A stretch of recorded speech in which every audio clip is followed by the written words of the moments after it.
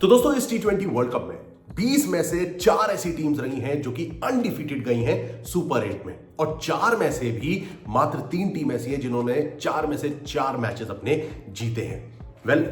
Zimbabwe का एक match रद्द हो गया था बारिश के चलते, तो वो 4 में से 3 ही मुकाबले जीत पाए, मतलब अनडिफीटेड तो वो भी रहे। India, West Indies, Zimbabwe and south Africa, ये 4 हैं वो टीम्स जिन्होंने अनडिफीटेड रहते हुए सुपर 8 में कदम रखा है। और अब हमारे सुपर 8 का जो अगला मुकाबला है संडे का दिन, इंडिया बनाम साउथ अफ्रीका। दोस्तों ये ग्रुप बहुत दिलचस्प है क्योंकि इंडिया साउथ अफ्रीका के साथ साथ वेस्ट इंडीज है और वेस्ट इंडीज के साथ है जिम्बाब्वे। ये 4 टीम्स का ग्रुप है और हमारा अगला कॉन्टेस्ट जो है मैच नंबर 43 इंडिया और साउथ अफ्रीका के खिलाफ खेला जाएगा। और दोस्तों देखना होगा दिलचस्प कि क्या इस अपकमिंग कॉन्टेस्ट में टीम इंडिया, जो उनकी थोड़े बहुत फ्लॉज रहे हैं इस टूर्नामेंट के दौरान, खासतौर से अभिषेक शर्मा की फॉर्म, उनके रन्स ना आना, तिलक वर्मा भी अपने आप को सेटल करते नजर आ रहे हैं इंजरी के बाद, तो किस तरीके से टीम इंडिया उन सभी प्रॉब्लम्स को पार पाके इस सुपर 8 के दौर पे, ये 3 जो मुकाबले हैं इसको पार करके सेमीफाइनल्स में प्रवेश करेगी।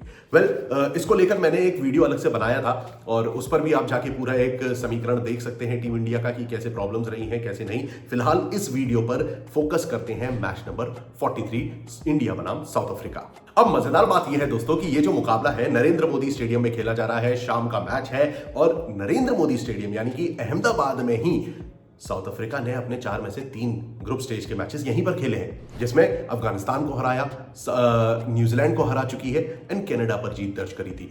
जो मुकाबला यूएई के खिलाफ था वो तो दिल्ली में हुआ था, तो यानी कि साउथ अफ्रीका भी उस कंडीशंस में, उस ट्रैक पर 3 मैचेस खेल चुकी है T20 वर्ल्ड कप पे और उन्हें भी इस पूरी सिचुएशन का, कंडीशन का भरपूर अभ्यास हो चुका है। इंडिया ने अपना लास्ट मैच जो नीदरलैंड के अगेंस्ट था वो इसी ट्रैक पर खेला था, अहमदाबाद के मैदान पर, जो वो मुकाबला जीते थे। तो दोस्तों इस वीडियो में मैं आपको A to Z detailed updates, छोटी बड़ी सभी जानकारियां प्रोवाइड करने वाला हूं, जिससे आप इस मैच का समीकरण कर सकेंगे बेहतर तरीके से। अंत में देखेंगे कि किस टीम का पलड़ा भारी है।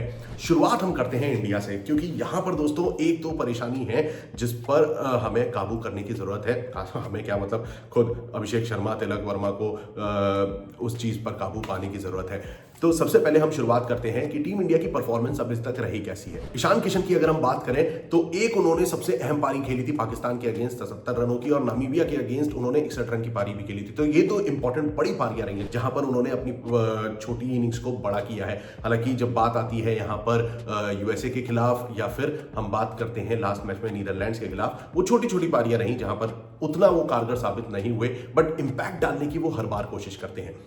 अभिषेक शर्मा की भाई लगातार 3 गोल्डन डक्स हैं, उस पर उन्हें काम करने की जरूरत है। और मैं चाहता हूं, और ये मैंने पहले भी बोला है वीडियो में, कि यार एक नॉक की जरूरत है इस बंदे को, और ये भाई पूरा माहौल बदल के रख देगा T20 वर्ल्ड कप में। भले ही ग्रुप स्टेज की बात हो गई, यहां से सुपर 8 में चेंजेस आने बहुत जरूरी भी है, क्योंकि यहां पे वो टीम्स आ गई हैं जो कि अब तहलका मचाने वाली हैं। जैसे कि अब मैं यहीं पर इंडिया का दूसरा जो मुकाबला था जहां पर नामीबिया के अगेंस्ट हम 209 रन बनाते हैं, वहां पर स्कोर 240 250 भी जा सकता था। अब सपोज करिए कि वहां पर नामीबिया की जगह अगर यही साउथ अफ्रीका ही होती तो वो तो भाई ले गए होते वो मुकाबला। 209 रन बनाने थे, तो वही जो 20-30 रनों का जो डिफरेंस आया ना, वो डिफरेंस हमें अब नहीं लेके आना है।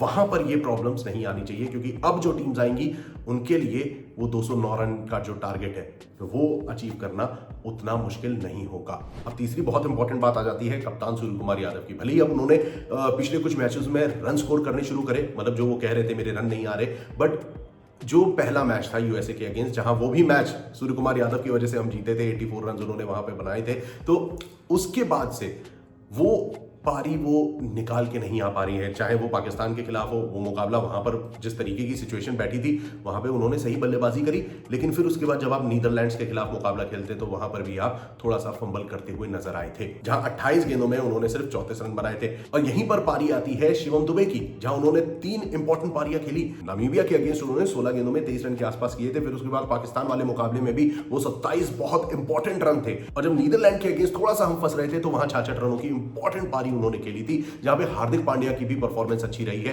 मतलब 2 मैचेस ऐसे रहे हैं जहां हार्दिक की परफॉर्मेंस बहुत इंपॉर्टेंट है, जहां नामीबिया के अगेंस्ट वो 52 रन बनाते हैं एंड देन 30 रन की पारी उन्होंने नीदरलैंड के अगेंस्ट खेली थी। बल्लेबाजी डिसेंट है, क्योंकि हम लोग ये कई बार सोचते हैं यार कि मतलब बल्लेबाजी थोड़ा बहुत तो फंबल कर रही है, टॉप ऑर्डर में थोड़ी परेशानी आ रही है, लेकिन हम रन स्कोर कर जा रहे हैं।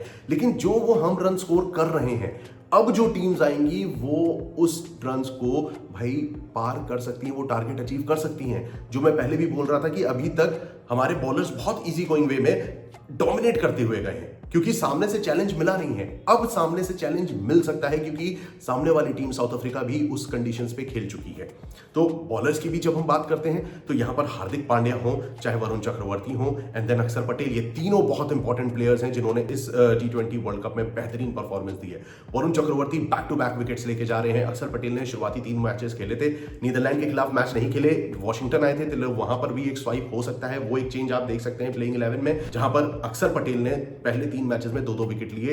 हार्दिक पांड्या भी डिसेंट परफॉर्मेंस दे चुके हैं गेंदबाजी से, एंड वी ऑल नो भाई, चाहे नई गेंद हो, चाहे मिडिल ओवर्स हो, चाहे डेथ ओवर्स हो, हार्दिक इज ऑलवेज रेडी। और यही हमें लग्जरी मिलती है अगर अर्शदीप, जो कि अभी उस लेवल पर परफॉर्म नहीं कर पा रहे हैं, तो उनकी जो जगह है, उनकी जो परफॉर्मेंस में जो कमी आ रही है, उसको पूरा कर देते हैं हार्दिक पांड्या।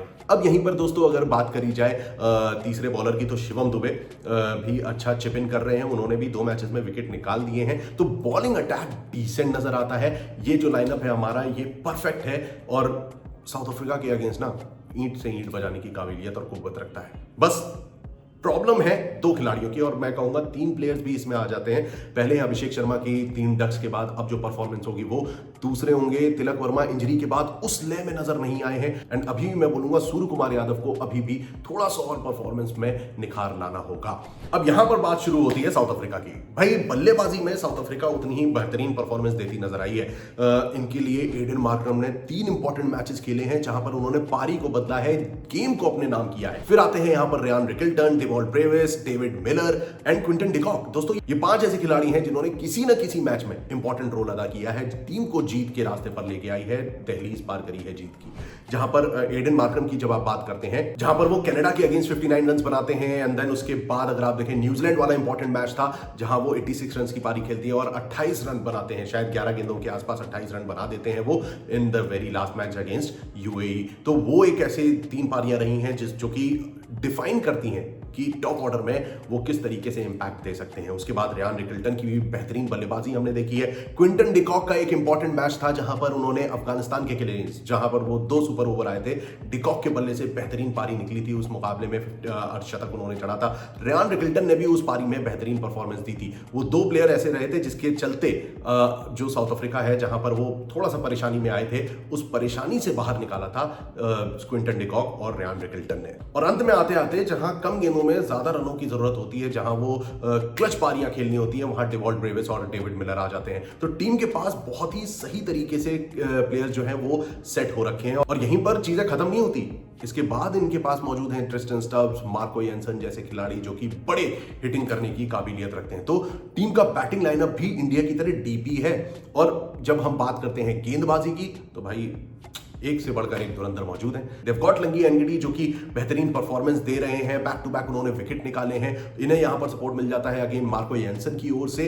मार्को येंसन के अलावा कहीं सुराबाडा टीम में मौजूद है, तो ये 3 बॉलर्स इंपॉर्टेंट रोल प्ले कर सकते हैं। कॉर्बिन बॉश भी चिप इन कर जाते हैं और विकेट लेने की काबिलियत रखते हैं। तो ये 4 बॉलर हुए, और फिर स्पिनर के तौर पर इनके पास केशव महाराज और खुद कप्तान एडन मार्करम भी हैं। अगर उन्हें जरूरत पड़ती है तो एडन मार्करम खुद गेंदबाजी कर सकते हैं, but Keshav Maharaj can do his job pretty well. तो दोस्तों ये होती है बात साउथ अफ्रीकन टीम की, जहां पर उन्होंने बैक टू बैक मुकाबले जीत लिए हैं, डबल सुपर ओवर का मजा भी दे दिया है। तो राइट नाउ दोनों टीम्स डिसेंट नजर आती हैं। बढ़ते हैं अब नरेंद्र मोदी स्टेडियम की ओर। अब ये जो अहमदाबाद का स्टेडियम है, यहां पर हमने 4 जो मुकाबले देखे हैं, उसमें से 3 मैचेस बड़ी इनिंग्स के गए हैं, मतलब 190 प्लस स्कोर गया है, 200 पार भी स्कोर जा चुका है। एक मैच था न्यूजीलैंड और साउथ अफ्रीका का, जहां स्कोर 170 पे ही रुक गया था, 173 के आसपास, वरना सारे स्कोर जो है वो 190 प्लस गए हैं। तो एक बड़ा टोटल हम देखने की उम्मीद कर सकते हैं इन दिस अपकमिंग कॉन्टेस्ट। अब यहां पर दोस्तों बात आ जाती है कि बॉलर्स का परफॉर्मेंस कैसी रही है। अब जो दोस्तों टोटल जो 4 मैचेस हुए हैं उसमें 48 विकेट लिए गए हैं, जिसमें से 33 विकेट 48 में से 33 विकेट पेसर्स ले चुके हैं। तो डेफिनेटली पिच जो है वो फास्ट बॉलर्स को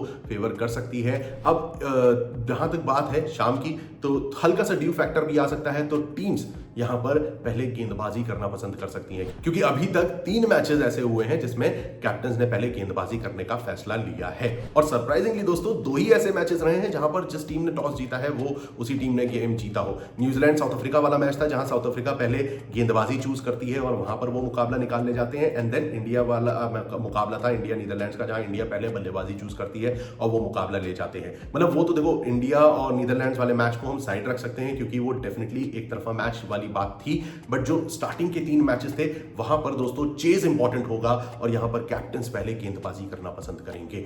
ओवरऑल जब हम दोनों टीम्स को रखते हैं आमने सामने तो अभी भी इंडियन कंडीशंस को ध्यान में रखते हुए, टीम इंडिया को ध्यान में रखते हुए क्लियर फेवरेट्स इंडिया नजर आती है। बट भाई क्रिकेट है, अनिश्चितताओं का खेल है। साउथ अफ्रीका की अगर गेंदबाजी बेहतरीन हो गई ना, बॉलिंग डिपार्टमेंट अभी भी उनका ऐसा है जहां पर टीम इंडिया थोड़ा सा अपनी बल्लेबाजी को पुश कर सकती है, वो मतलब थोड़ा सा स्लाइट एज मिल जाता है यहां पर इंडिया को साउथ अफ्रीका की गेंदबाजी जहां तक मद्देनजर रखते हैं।